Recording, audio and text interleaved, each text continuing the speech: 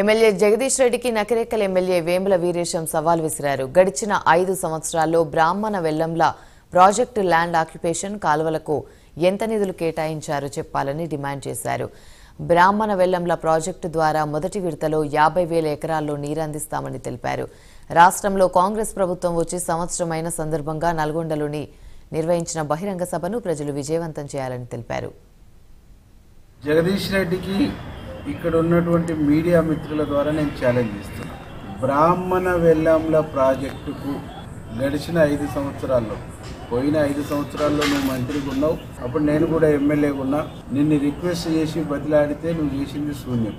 గడిచిన 5 సంవత్సరాల్లో ల్యాండ్ ఎక్విజిషన్కి ఎంత బిల్లు ఇప్పించినావు, కాలువ దోవటానికి ఎంత బిల్లు ఇప్పించినావు, దానికి ఏ బడ్జెట్ నుంచి ఎన్ని నిధులు కేటాయించారో నేను లెక్కలు తీసుకొని వస్తాను. జగదీష్ రెడ్డి గారు నువ్వు లెక్కలు తీసుకొని రా. కానీ ఈరోజు మా ముఖ్యమంత్రి గారు రేవంత్ రెడ్డి గారు ఈ రాష్ట్రంలో ప్రజాపాలన వచ్చిన తర్వాత తెలంగాణ తల్లి రూపం ఎట్లుండాలి, పోరాట రూపము, చైతన్య రూపము, తిరుగుబాటు తత్వము, శ్రమజీవి, కష్టజీవి, ఇవన్నీ కూడా ప్రతిబింబించేటువంటి పద్ధతుల్లో తెలంగాణ తల్లి ప్రతిరూపం ఉండాలని చెప్పేసి అనేక మంది మేధావులతోని, అనేక మంది ఇంటలెక్చువల్తోని చర్చించి ఒక విగ్రహాన్ని రూపకల్పన చేశారు.